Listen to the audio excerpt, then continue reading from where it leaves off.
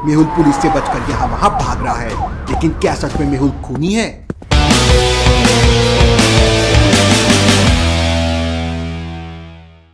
दो दिन से मेहुल को हल्का हल्का सा बुखार आ रहा था। मेहुल डॉक्टर के पास जाता है। डॉक्टर, ज्यादा काम करने की वजह से मेरी बॉडी का शेड्यूल बिगड़ गया है और 2 दिन से हल्का हल्का बुखार आ रहा है। डॉक्टर मेहुल को कुछ दवाइयाँ देता है और मेहुल से कहता है कि उसे 2-3 दिन आराम करना चाहिए। मेहुल दवाइयाँ लेकर हॉस्पिटल से वापस जा रहा होता है कि रास्ते में उसे एक फलों की दुकान दिखाई देती है। मुझे ज्यादा से ज्यादा फ्रूट खाना चाहिए ताकि मैं जल्दी ठीक हो सकूं। मेहुल दुकान पर जाता है और फल खरीदने लगता है। उसी दुकान पर एक पहेली लिखी होती है और जो इस पहेली का सही जवाब देगा उसे 2 फ्री नींबू मिलेंगे। 3 पैर की तितली नहा धोकर निकली, बच्चे बूढ़े सब इसको खाते, सुबह सुबह मिठाई की दुकान पर जाते। लॉजिकल आर्मी, क्या आप दे सकते हैं इसका जवाब?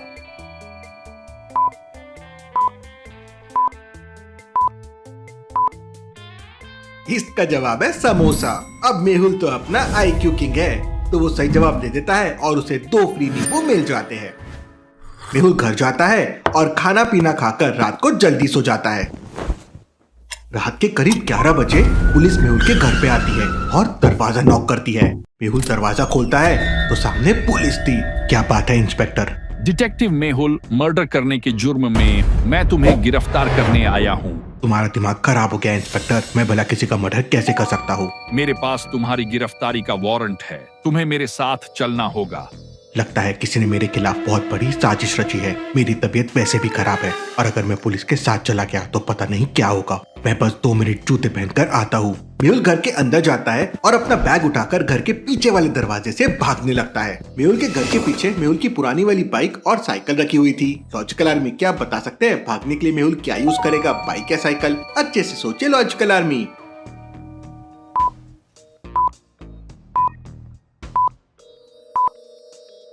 पहली बात तो मेहुल की तबीयत खराब है, अगर वो पैदल जाएगा तो थक जाएगा। वो बाइक यूज करने से पहले 10 बार सोचेगा क्योंकि बाइक चालू करने से आवाज होगी, इससे पुलिस को पता चल जाएगा। मेहुल साइकिल उठाता है और धीरे से वहाँ से निकल जाता है। कुछ 40 मिनट बाद मेहुल साइकिल लेकर डॉक्टर संजना की लैब में पहुंच जाता है। मेहुल बहुत थक चुका था और उसका बुखार भी बढ़ते जा रहा था। मेहुल बेल बजाता है तो डॉक्टर संजना लैब से बाहर निकलती है। मेहुल, तुम इतनी रात को यहाँ क्या कर रहे हो और तुमने अपनी ये क्या हालत बना रखी है? डॉक्टर संजना, पुलिस मेरे पीछे लगी हुई है, किसी ने मुझ पर मर्डर का झूठा इल्जाम लगा दिया है। डॉक्टर संजना मेहुल को लैब के अंदर ले जाती है। 2-3 दिन तक डॉक्टर संजना मेहुल का बहुत ख्याल रखती है। देखते ही देखते मेहुल की तबीयत इंप्रूव होती है और वो एकदम फिट हो जाता है। थैंक यू डॉक्टर संजना, अगर आप नहीं होती तो पता नहीं मेरा क्या होता। अब मैं बिल्कुल फिट हूँ और मुझे उस खूनी का पता करना है जिसने खून करके मुझे फंसा दिया है। सारे शहर में तुम्हारे पोस्टर लगे हुए हैं मेहुल। पुलिस ने तुम्हारे ऊपर 50,000 का इनाम रखा है, इसीलिए तुम ये कपड़े पहनकर नहीं जा सकते। तुम्हें सिविल ड्रेस में जाना चाहिए। मेहुल सिविल ड्रेस पहन लेता है और अपने चेहरे पर नकली दाढ़ी लगा लेता है और इसके बाद मेहुल अपने खबरी से पता करता है तो उसे पता चलता है कि दीपक नाम के एक आदमी का मर्डर हुआ है और उसका खून का इल्जाम मेहुल पर लग गया है। मेहुल एक क्लू के पीछे है जो उसके नाम को साफ कर सकता है। उसका इन्फॉर्मर राजू एक जरूरी जानकारी के साथ उसका इंतजार कर रहा है। राजू, क्या इंफॉर्मेशन है तुम्हारे पास? दीपक नाम के आदमी का मर्डर हुआ था और उसका ऑफिस क्राइम सीन है। लेकिन एक बात सुनो, वहां पुलिस के अलावा और लोग भी घुस रहे हैं। और लोग? कौन लोग? कुछ अजीब लोग हैं। एक औरत का जिक्र सुना है, उसका नाम वेरोनिका है। लगता है किसी बड़ी गेम की मास्टरमाइंड है। वेरोनिका? नाम सुना सुना सा लगता है।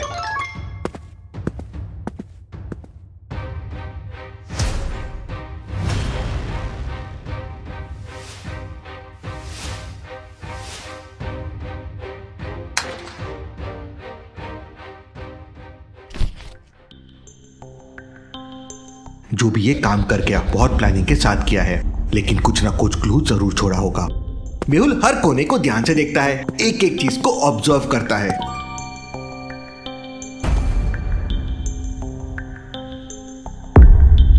ओह नो, ये तो ड्रैगन एक्सेस का लोगो है, लेकिन बिग डैडी तो बीमार है और माइकल का कुछ पता नहीं है।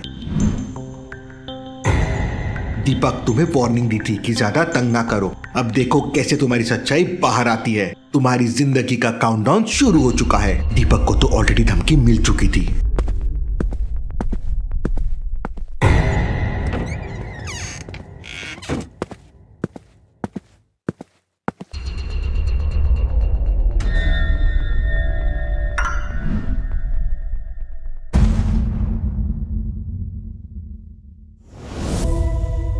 ये कौन हो सकता है?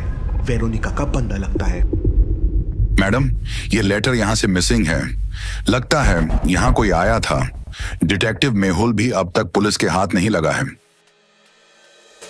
ये बात तो पक्की है, वेरोनिका इन सब के पीछे है।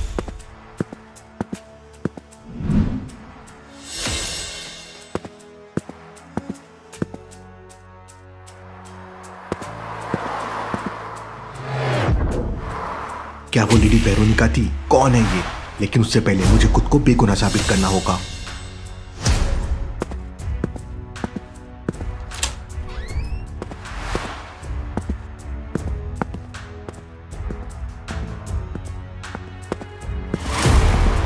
मेहुल, पुलिस तुम्हें अरेस्ट करना चाहती है, लेकिन हम तुम्हें उससे पहले खत्म कर देंगे। जो काम पुलिस नहीं कर पाई, अब वो तुम करोगे।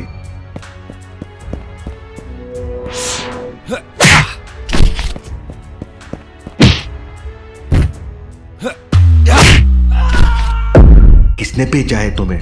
Veronica ma'am. तो ये सब के पीछे वेरोनिका ही है, लेकिन वो मुझे क्यों फंसा रही है? मुझसे उसकी क्या दुश्मनी है? मुझे दीपक के घर जाके देखना चाहिए। दीपक शारदा कॉलोनी में रहता है। मेहुल वहां पहुंच जाता है। सामने 2 घर है। लॉजिकल आर्मी, क्या आप बता सकते हैं मेहुल कौन से घर में जाएगा? आपका आंसर मुझे कमेंट करके बताएं।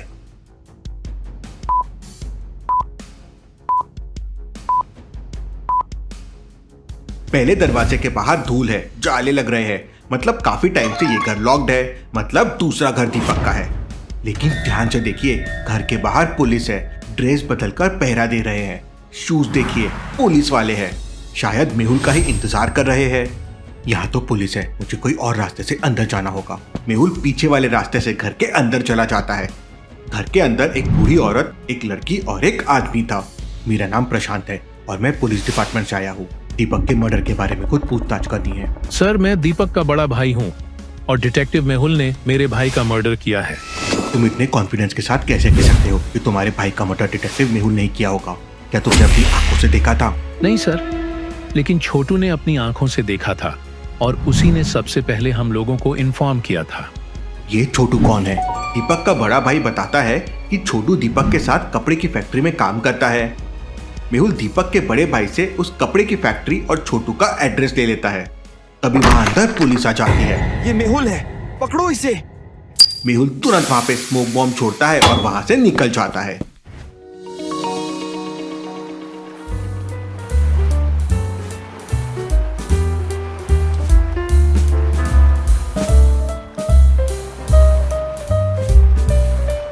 जोया, लाइफ का असली मजा तो यही है। नो टेंशन, नो क्रिमिनल्स, बस फन एंड रिलैक्सेशन। आलिया दीदी, आप तो टेंशन भी लेकर मजा कर लेती हो। बस मेहुल सर को यहाँ बुला लेते तो और भी मजा आ जाता। अरे, मेहुल सर फोन नहीं उठा रहे हैं, ऐसे कैसे? मेहुल सर तो कभी फोन इग्नोर नहीं करते। मुझे लगता है कुछ तो गड़बड़ है। मेहुल सर का फोन ना उठाना नॉर्मल नहीं लगता। आलिया और जोया गोवा में वेकेशंस के मजे ले रहे थे, लेकिन उन्हें ये नहीं पता था कि कोई उन्हें दूर से देख रहा है। क्या आलिया और जोया भी किसी खतरे में है? लगता है ये प्लान छोटू का है। दीपक के मर्डर में जरूर उसका कोई ना कोई हाथ होगा। मेहुल सड़क पर खड़े होकर एक टैक्सी वाले को रोकता है और तुरंत छोटू की फैक्ट्री की तरफ निकल जाता है। फैक्ट्री तक पहुंचने के 3 रास्ते थे। पहला रास्ता एक कच्ची सड़क से होकर जाता है। ये सबसे शॉर्टकट रास्ता है, लेकिन सड़क के बीचों बीच लंबे गड्ढे बने हुए हैं। दूसरा रास्ता हाईवे से होकर जाता है। तीसरा रास्ता शहर के बाहर से होकर जाता है, लेकिन ये रास्ता काफी लंबा है। लॉजिकल आर्मी, क्या बता सकते हैं तीनों में से मेहुल कौन सा रास्ता लेगा? सोचिए सोचिए।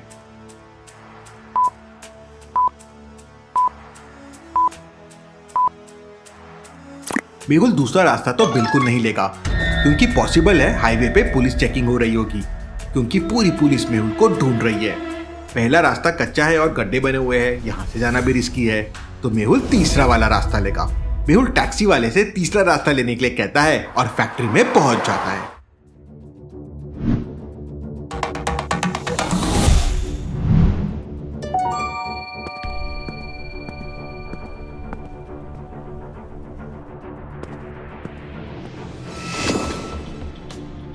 ये लोग कौन है?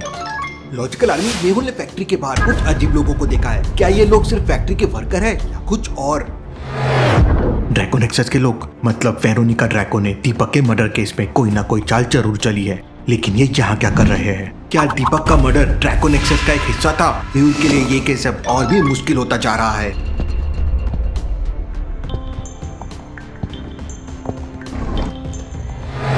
कौन है वहाँ?